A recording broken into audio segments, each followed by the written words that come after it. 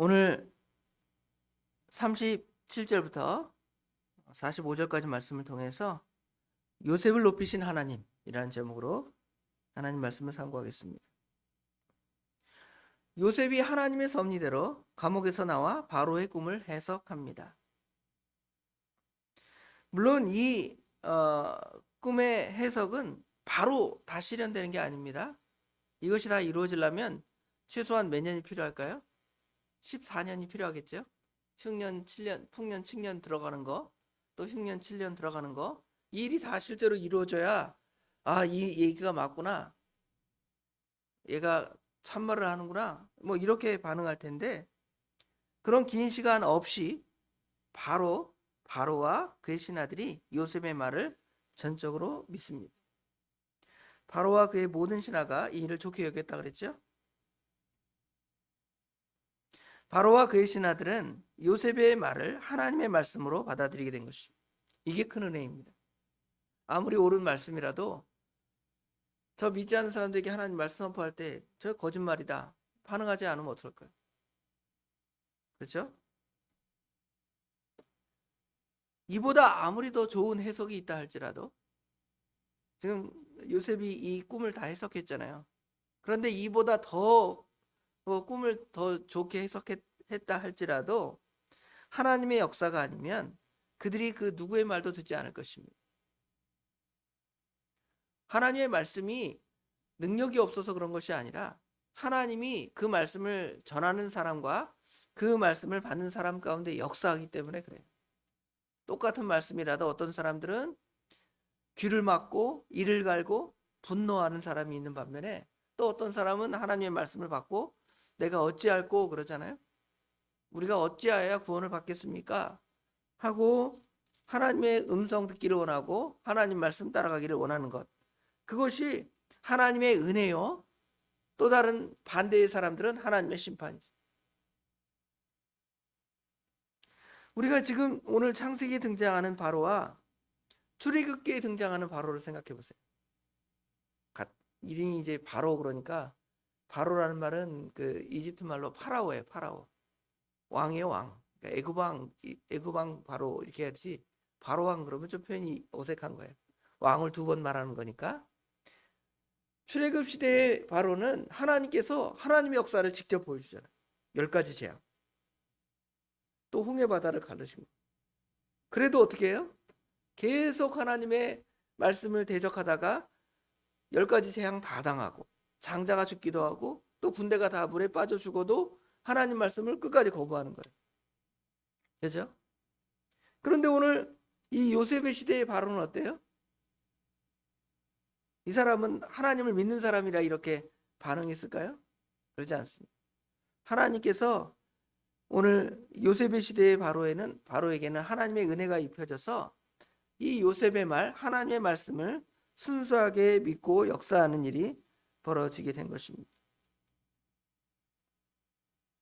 그들은 요셉을 통하여 하나님이 행하실 일, 7년 동안 풍년과 7년의 흉년을 알았습니다. 그래서 이제 그들은 요셉을 총리로 세우기로 합니다.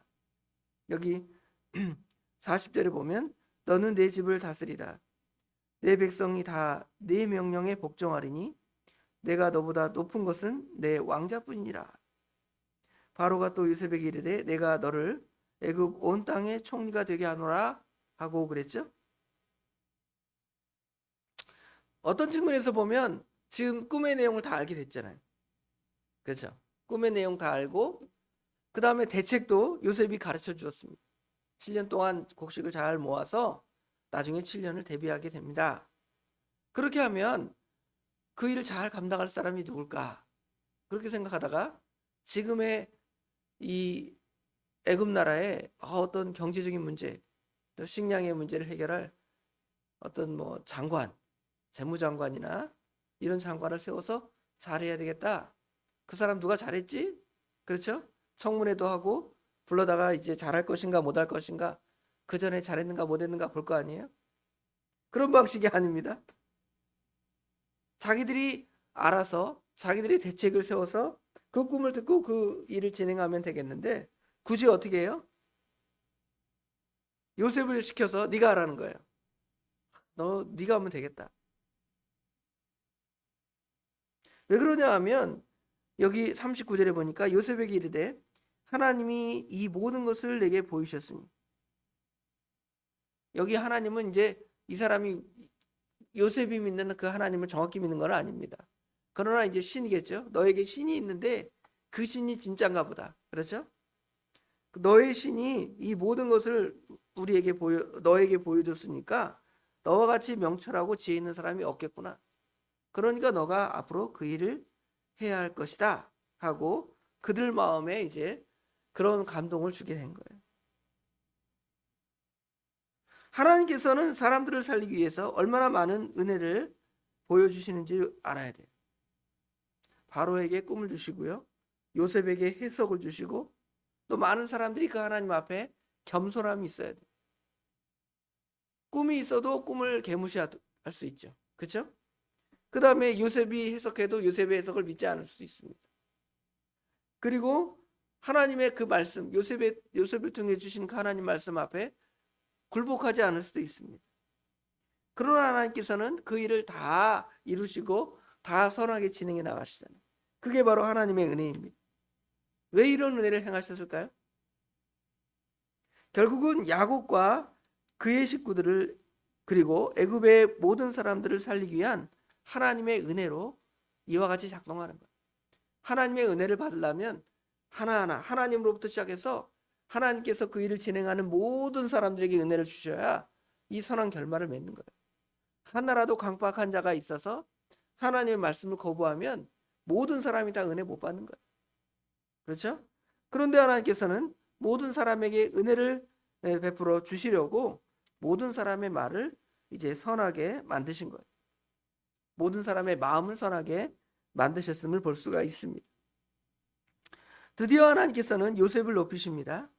요셉을 아주 높이는데요, 그에게 여기 지금 42절에 보니까 자기의 인장 반지를 빼어 그랬죠.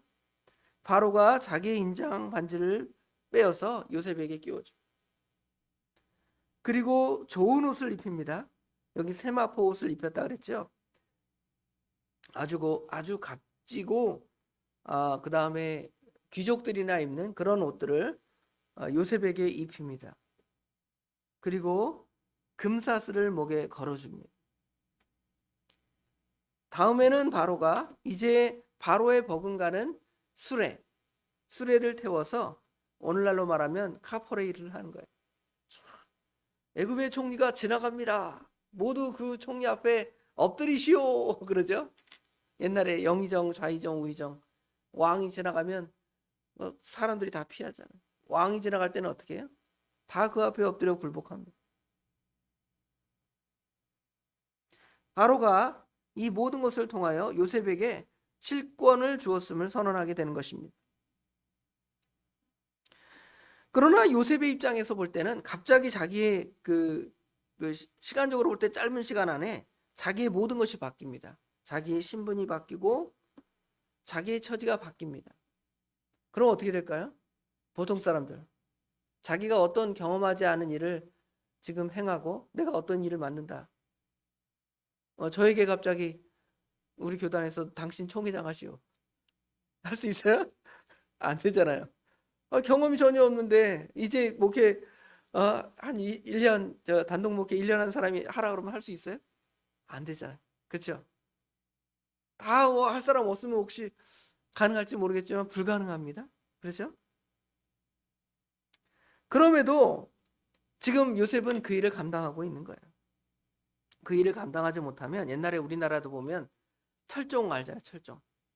철종이 원래 왕이 되기 전에 강화도에서 농사 짓고 나무 일 패는 사람이었는데 갑자기 왕이 없어지니까 우리 왕의 친척 찾아보니까 걔가 왕 될 것 같아. 왕을 세워놨어요. 감당하겠습니까? 못하니까 스트레스 받아가지고 일찍 죽는 거예요. 이제는 애굽의 총리로서 요셉은 그 신분과 역할을 잘 감당해야 합니다. 과거의 노예의 습성이나 죄수의 형편으로는 그것을 감당할 수 없습니다. 과거에 짓누르던 트라우마가 그것을 감당 못하게 할 수도 있습니다. 그가 이제 총리가 되어서 어떻게 복수할까? 이런 거에 집중할 수 있죠. 보디발부터 당장 잡아와라. 그렇죠? 보디발의 아내 나를 그렇게 모함해서 감옥에 집어넣었어? 그러다가 이제 가나안 땅에 팔레스타인까지 군대 보내가지고 요셉의 그 형 10명을 잡아다가 감옥에 가둘 수도 있습니다. 그렇죠? 그리고 또 갑자기 총리가 되니까 모든 부귀영화를 누릴 수가 있잖아요. 그거 어떻게 해요? 술 먹고 마시고 방탕하고 그럴 수도 있습니다. 그러나 그 일을 오늘 요셉을 그렇게 높이 세우시고 요셉은 그 일을 잘 감당하는 것을 볼 수가 있습니다. 왕이 또 2인자를 세우는 것은 흔한 일이 아닙니다. 2인자는 보통 어떻게 세우냐면 왕을 어떻게 보면 그 방패막으로 삼는 거예요. 왕이 잘못해도 그 밑에 있는 그 신하들이 그 잘못을 덮어쓰고 감옥에도 가기도 하고 또 물러나기도 하고 그러잖아요. 권력의 누수가 올 수가 있습니다. 지금 정치 얘기하면 별로겠지만 민주당이 당권 싸움 하면서 지금 대통령하고 정청래 그분하고 막 시끄럽잖아요. 그런 것과 똑같아요. 1인자와 2인자가 그렇게 붙어서 서로 자기 힘을 내세우려 하면 문제가 생길 수 있습니다. 그러니까 2인자를 세우는 일은 쉬운 일이 아니라는 것이죠. 그러나 요셉은 아주 존귀하게 대우를 받습니다. 44절에 보면 얼마나 그 대우를 받는지 바로가 요셉에게 이르되 나는 바로라 애굽 온 땅에서 내 허락 없이는 수족을 놀릴 자가 없으리라. 또 45절에 그가 요셉 이름을 사브낫 바네아라 하고 온의 제사장 보디베라의 딸 아스낫을 그에게 주니라. 그렇죠? 얼마나 은혜를 베푼지 모르겠습니다.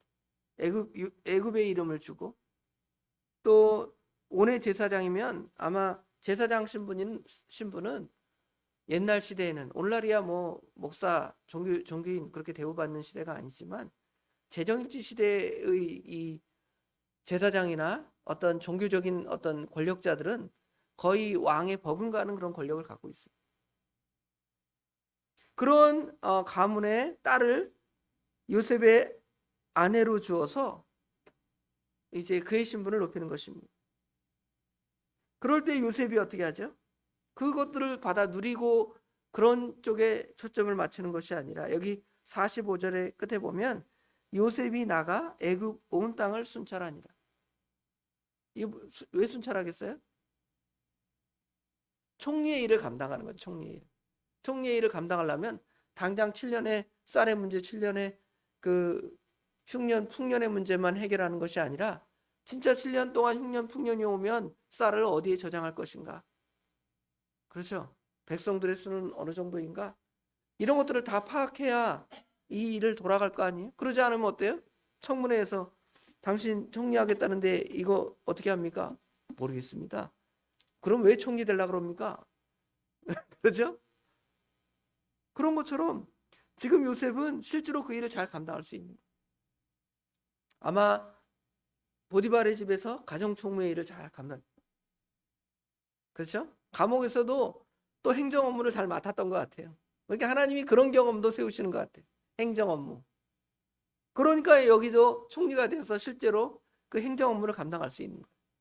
하나님이 지혜와 명철함을 주신 것도 있지만 하나님의 은혜가 임한 것도 있지만 하나님께서 그의 인생살이를 통하여 그런 일을 경험할 수 있도록 이렇게 하신 거예요.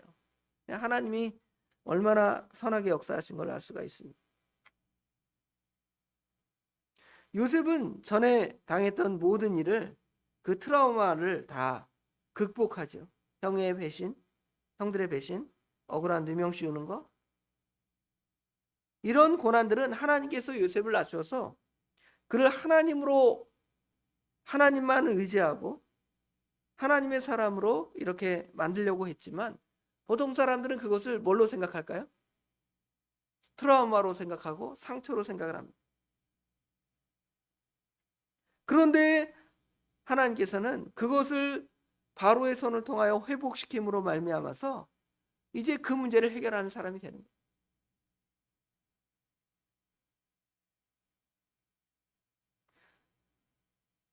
하나님께서는 요셉에게 이런 일이 일어나기를 원하지 않았습니다. 갈등.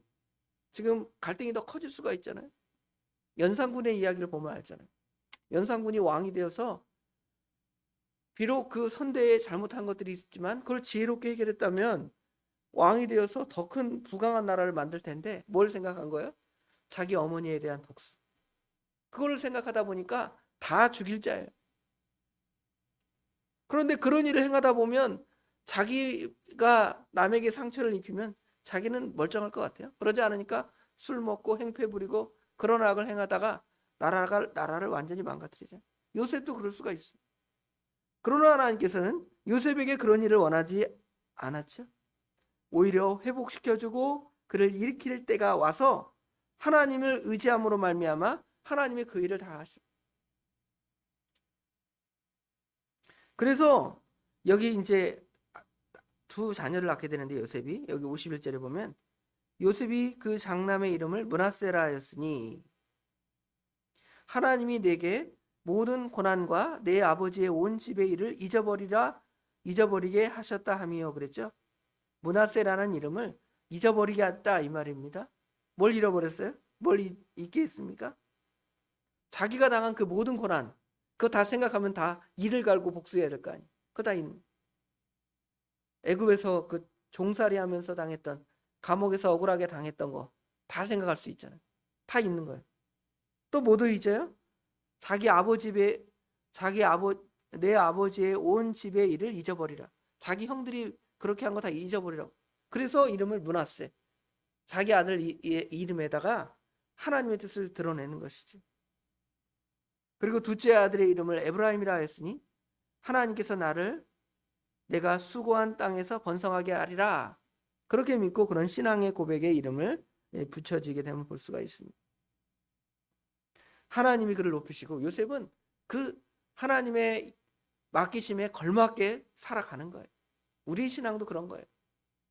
우리가 좀 고난당하고 실패하고 누구한테 억울한 일 당할 수 있습니다. 그거 생각하고 이를 갈고 복수하고 죽이고 싸우고 다투고 분쟁하고 나한테 그랬어? 그것이 아니라 오히려 하나님이 그 일을 통하여 자기를 높이신 걸 생각하고 이게 하나님의 은혜입니다. 나중에 형들이 와서 죽을까 봐 벌벌 떨잖아요. 아버지 돌아가신 다음에. 그러니까 나 이거 갖고 지금 걱정하지 말라고. 내가 당신들의 아들 다 돌볼 거라고. 나를 하나님이 여기 보내신 거 아니냐고. 얼마나 높은 신앙 고백이 요셉에게 있습니까? 그런 고백이 우리 믿음의 사람들에게 있어야 돼요. 그런 승리의 삶을 우리를 높이실 때 그 높이신 자리에 걸맞게 요셉처럼 우리의 삶을 살아가는 저와 우리 예수 함께 모든 성도님 되시길 주님의 이름으로 축원합니다. 기도하겠습니다. 아버지 하나님 감사합니다. 오늘 또 저희를 사랑하셔서 이른 새벽에 단잠을 깨우시고 하나님께 나와 기도하며 하나님께 부르짖을 수 있도록 은혜를 주신 것 감사합니다. 요셉이 그 고난의 삶 무려 13년이라는 그 고난의 삶을 살아갑니다. 답이 없어 보입니다. 그러나 하나님께서 그 모든 일을 다 잊게 하시고 드디어 그를 애굽의 총리로 세우십니다. 그러나 애굽의 총리로 세워질 때에도 아버지 하나님 그것을 반대하는 사람이 있고 또 대적하는 사람이 있어서 그 일이 진행되지 않을 수도 있겠지만 하나님께서는 그 모든 사람들의 마음을 감화 변화시켜서 아버지 하나님 애굽의 총리로 요셉을 세우는 것을 당연하게 생각하고 다 받아들이고 인정하는 장면을 볼 수가 있습니다. 하나님께서 우리에게 역사하시는 우리로 하여금 모든 일을 감당하게 하시는 그 일도 마찬가지입니다.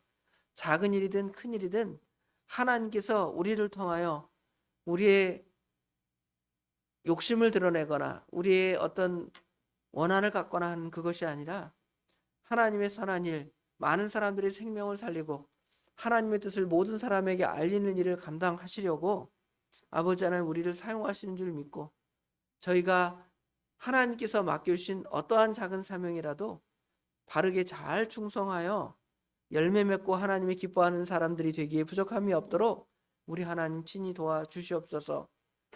그래서 요셉이 그 모든 고난들을 잊고 그 자기가 분노할 만한 것들을 다 잊기 위해서 그 아들의 낳자 그 이름을 므낫세라 이름하고, 또 하나님께서 그 일 후에 자신을 창성케 하실 것을 믿으며 에브라임이라는 이름을 두셨던 것처럼 우리 안에도 이런 믿음을 주셔서 하나님께서 나를 잘되게 하셨다는 신앙 고백과 하나님께서 우리에게 베풀으신 그 고난들은 다 잊고 하나님만을 더 신뢰하고 나아갑니다라는 그러한 고백이 우리의 고백이 되기에 부족함이 없도록 인도하여 주시옵소서. 또 무더운 날씨 가운데 있습니다. 아버지 하나님, 우리 성도님들의 건강을 지켜주시고, 아버지 하나님, 그래서 건강한 몸으로 우리 주님을 섬기기에 부족함이 없도록 우리 하나님 인도하여 주시옵소서. 일주일 또 우리 하나님께 온전히 맡겨드립니다. 우리 주님께서 복되게 인도하여 주실 줄 믿사오며 예수님의 이름으로 간절히 기도드리옵나이다. 아멘.